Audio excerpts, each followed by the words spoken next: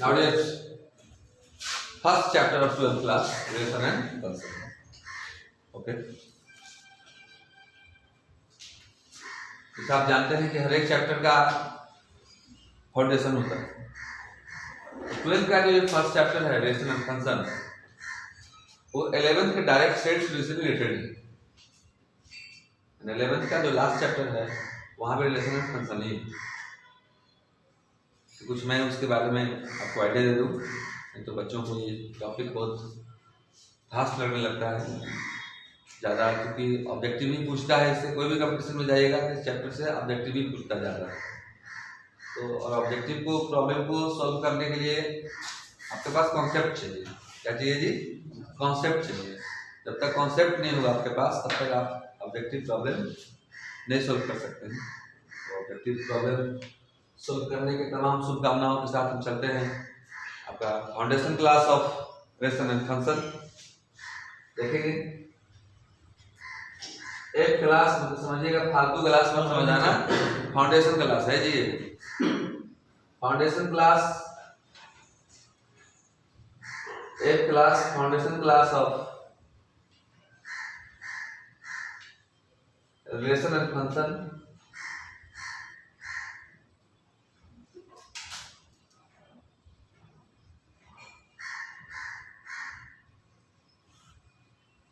इसका न्यू जो फाउंडेशन है 11th का एक टॉपिक सेट पढ़ना है जिसका नाम है कार्टेशियन प्रोडक्ट ऑफ सेट्स।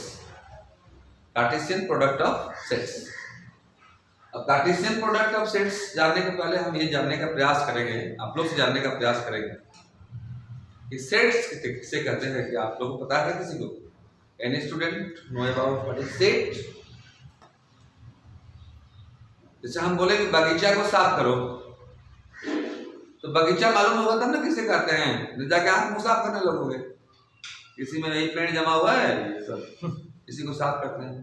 तो बगीचा किसे कहते हैं जब तक नहीं जानेंगे। अब जैसे हम बोले कि इसका न्यू जो है फाउंडेशन जो है कार्टेशियन प्रोडक्ट ऑफ सेट्स से है। तो व्हाट इज सेट?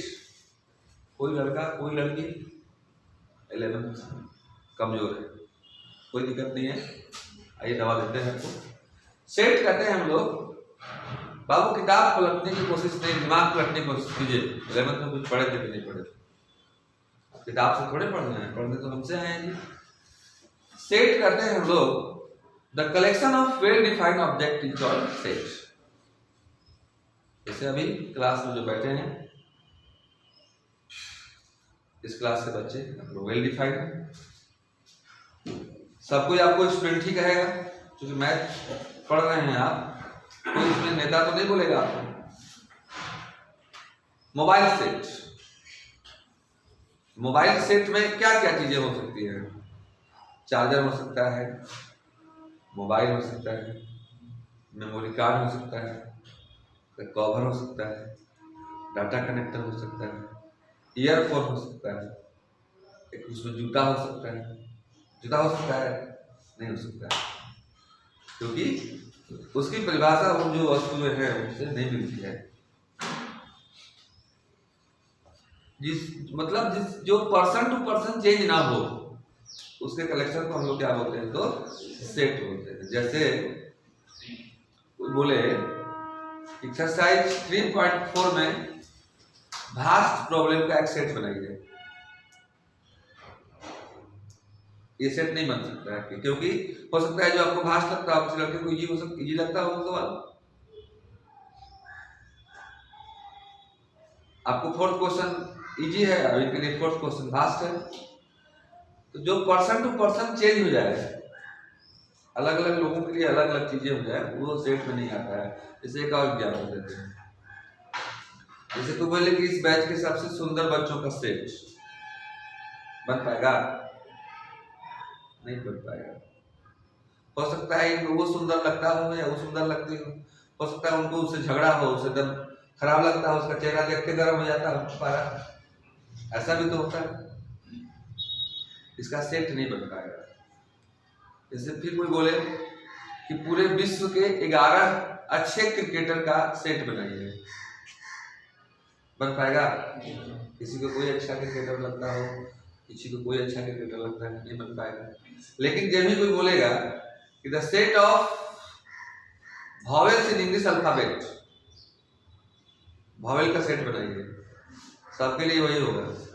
AEIOU आप भी बोलेंगे, अमेरिका में जाएगा तो वही AEIOU बोलेगा, पाकिस्तान में जाएंगे तो वही AEIOU बोलेगा, मैया से पूछेंगे तो वही AEIOU बोलेगी। सेट है, बात समझ में आ रही है?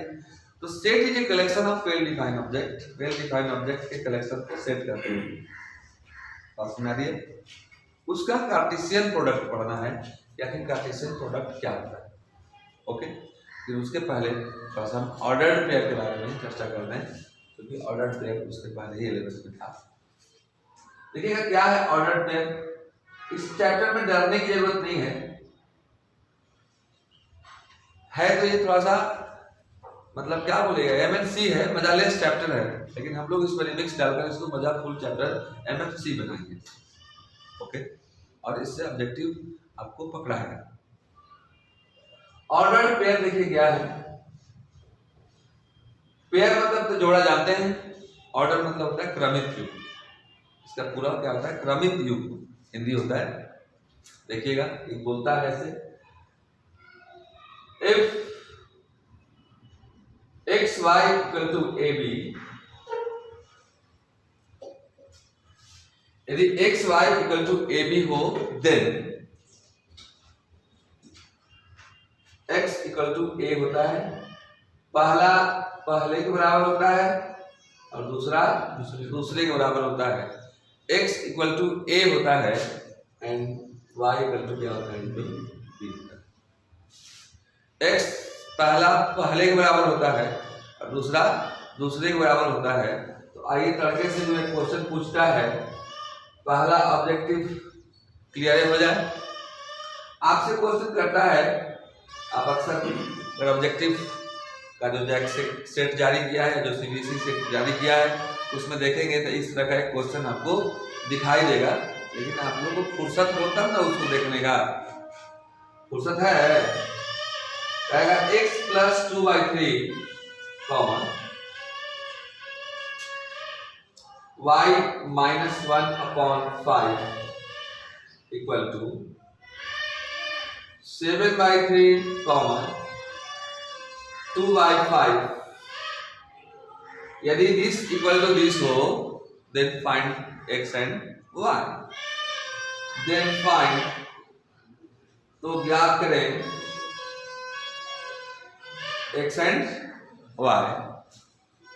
टेंशन लेने की जरूरत नहीं है, लेने के लिए बाजा बज रहा है, ले सकते हो। पहला पहले के बराबर और दूसरा दूसरे के बराबर। Okay, now dear x plus 2/3 equal to 7/3। एक काम कर सकते हैं, एलसीएम ले लें आप इसका 3। Now this is now dear पहला पहले के बराबर 3 एलसीएम मैंने ले लिया। इसको आप उधर भी भेज सकते हैं, कोई प्रॉब्लम नहीं है। अगर 3x plus 2 to 7/3, now 3 cancel, 3x equal to 7 minus 2 5, so x equal to 5/3. Any problem? Again पुनः दूसरा दूसरे के बराबर, this equal to this, multiplied you can say that y minus 1/5 equal to 2/5। उसमें एलसीएम लेके बताया था, इसको डायरेक्ट उधर भेज के बता दे रहे हैं, जैसे आपको मन करेगा, जो इजी लगेगा ऐसा कर देना। इसको उधर भेज दिए, y equal to 2/5 plus 1/5, LCM 5, 2 plus 1। जोड़ने आता है?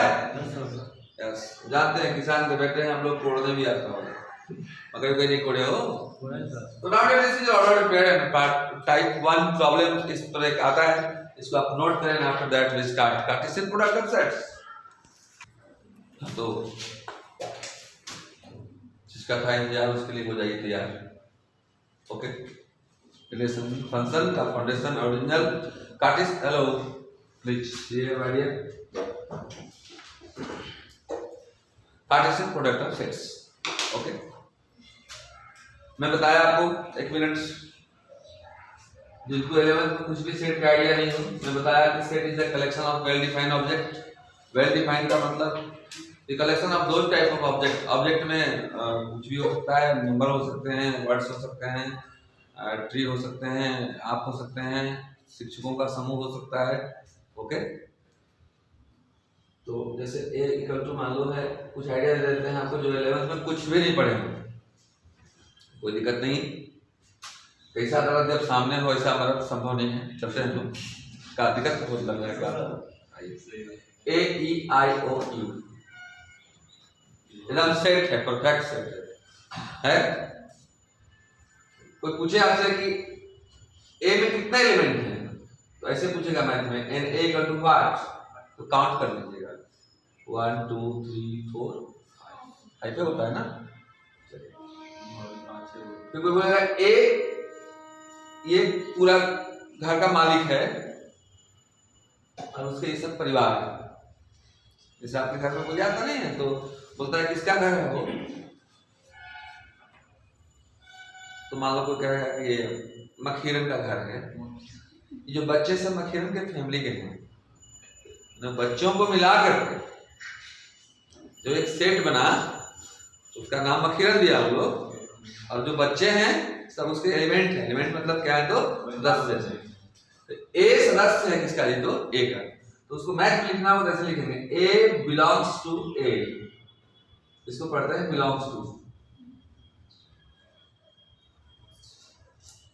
ये हम 11th का हाईलाइट दे रहे हैं, अगर ज्यादा आपको देखना है तो 11th के का सेट के लिए आप सर्च कीजिएगा, वीडियो है यूट्यूब पे, आप उसको देख लीजिएगा, मैंने पूरा उसमें प्रयत्न से समझाया हुआ है।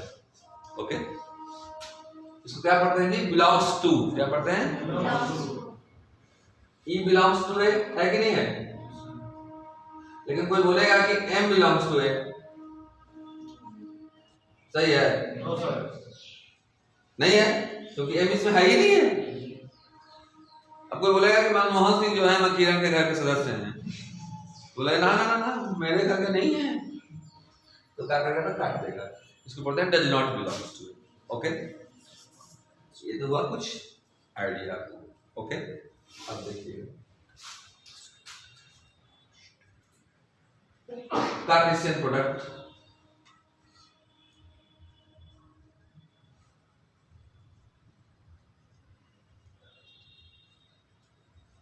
Of sets.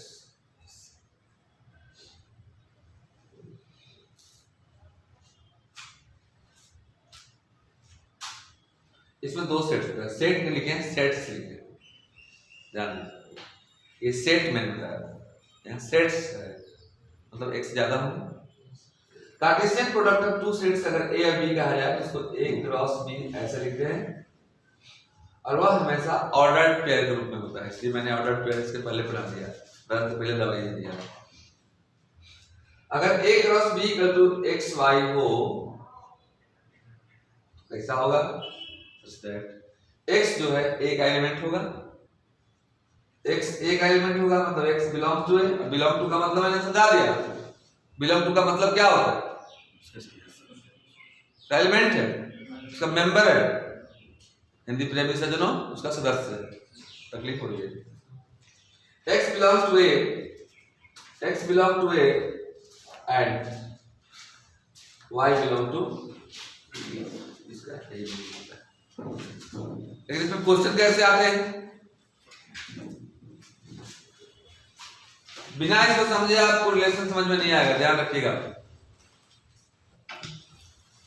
क्वेश्चन हम दे रहे हैं तो इसे देखिएगा, इफ ए इक्वल टू, मान लो ये एक सेट है, उसमें एलिमेंट है ए बी एंड बी जो अनदर सेट सी डी दो सेट है, दोनों में अलग अलग एलिमेंट है, अलग अलग दोनों का प्रॉपर्टीज है। ये बोल रहा है ए बी, ये बोल रहा है सी डी, ये बोल रहा है आइए बाबू, ये बोल रहा है छोड़ दो। तो आपसे कहे देख find first A cross B and second B cross A. तो दीज आर अनदर थिंग। वैसे तो जनरल मैथमेटिक्स में आप पढ़े होंगे कि 4 into 5 into 5 into 4 any problem, but here my dear हम लोग देखेंगे कि ए क्रॉस बी और बी क्रॉस ए बराबर नहीं होता है। ये क्रॉस है, गुना नहीं है, ये मोच है, बाल नहीं है, नाम अलग अलग होता है। आइए चलते हैं सब। First by which method we find a cross b? पहले एक को लिखेंगे। भैया तकलीफ हो रही है क्या? No sir. 11th में पढ़े थे सर? नो सर, कोई दिक्कत नहीं सर। 11th में क्या कर रहे थे? कोरोना ने सबको घर में बंद कर दिया है। लाइफ में बहुत बड़ा ही मतलब देखने को मिला। नहीं मिला क्या आपको? मिला सर, मिला। ऊपर वाले करें ऐसा कभी ना मिले, सब चीज मिले लेकिन ये ना मिले। ABCD बच्चा लोग बहुत लोग से मिलने का कोशिश कर रहा था, लेकिन जिससे मिलने की कोशिश कर रहा घर से बाहर निकले तब तो मिले ना। उसके पिताजी मान लो आपको निकल नहीं दे रहे हैं और निकल के टाइट है, कैसे मिलिएगा? अब निकले भी हैं तो सचिन जी से मुंह माने हुए हैं। ABCD है, देखो कैसे करेंगे, सुनना। इसके घर में कितने लोग हैं? दो। इसके घर में दो। क्रॉस का मतलब होता है कि ये चाह रहा है कि हम इससे रिलेशन करें, तो पहला आदमी जाएगा इसके घर में, दोनों से मिलेगा। ये जाएगा तो देखेगा इसको मिल के नहीं लौटेगा, दोनों से मिलेगा। तो पहला ए मिलेगा सी से, फिर ए मिलेगा डी से, ए मिलेगा सी से, फिर ए मिलेगा डी से। ओके, फिर बी मिलेगा सी से, और फिर बी ही मिलेगा डी से। Now it's your answer. This is A cross B. But if you want to find what is the value of B cross A, then don't mind. Be ready, Jensen, ready.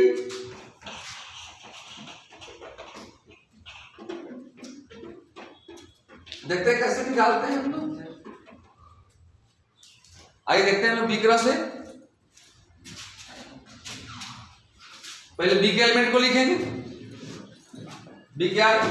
देखो ध्यान देना, A cross B का जो element निकालिएगा, hello एक minute थोड़ा सा समझ लीजिए। जैसे मैंने उसका डिफिनेशन क्या लिखा कि A क्रॉस B में x y होगा, x जो होगा A का होगा और दूसरा एलिमेंट है वो B का होगा। देखो यहाँ पर A क्रॉस B में निकाला है आपने C, तो पहला किसका है?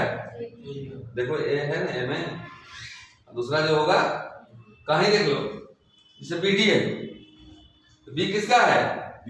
फिर B का। First element belongs to first set and second element belongs to second set.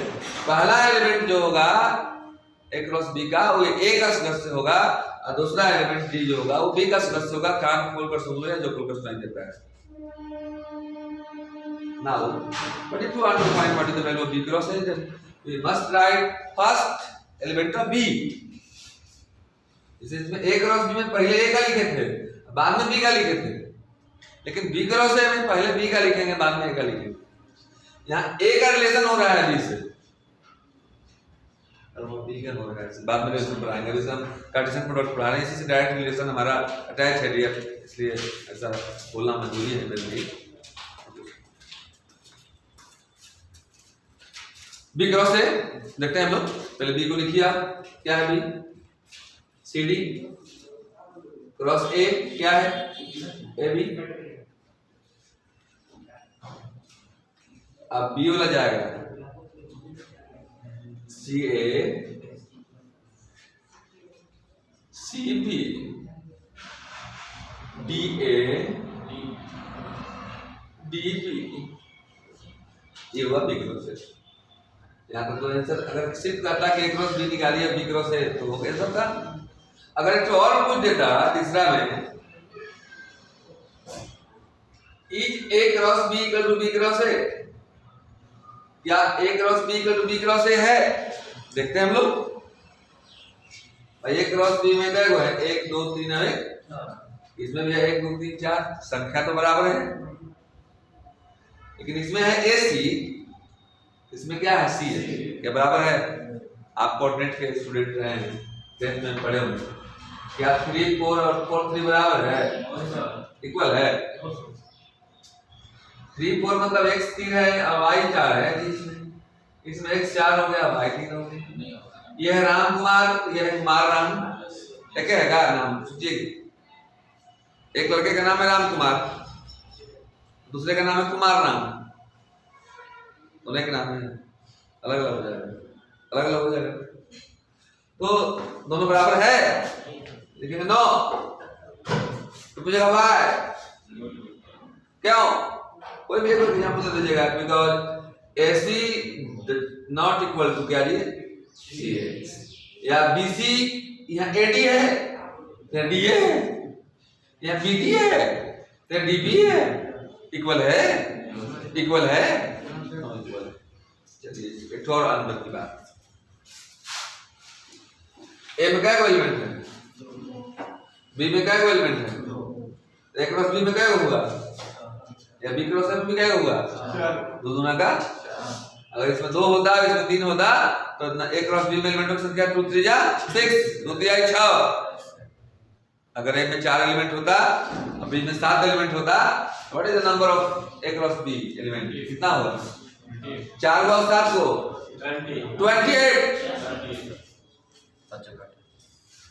This means you can say that if A have n element and B has n element, then the number of element in A cross B is m into n।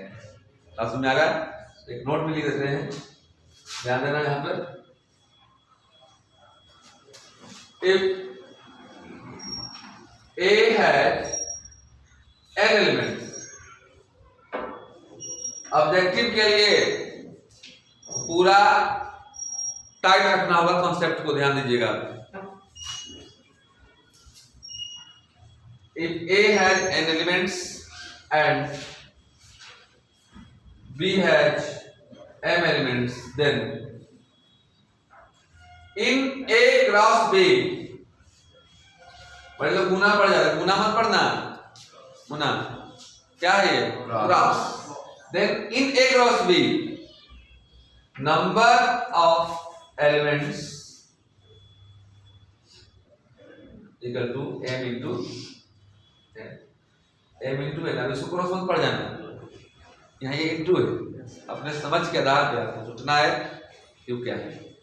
तो ये concept को आप ठीक ठाक रखेंगे, फिर अगले video में हम मिलेंगे। ओके, और मुझे उम्मीद है कि आप ये और इसके बाद वाला देख लेंगे तो फर्स्ट चैप्टर आपका क्लियर हो जाएगा, इसके बाद हम रिविजन शुरू करेंगे।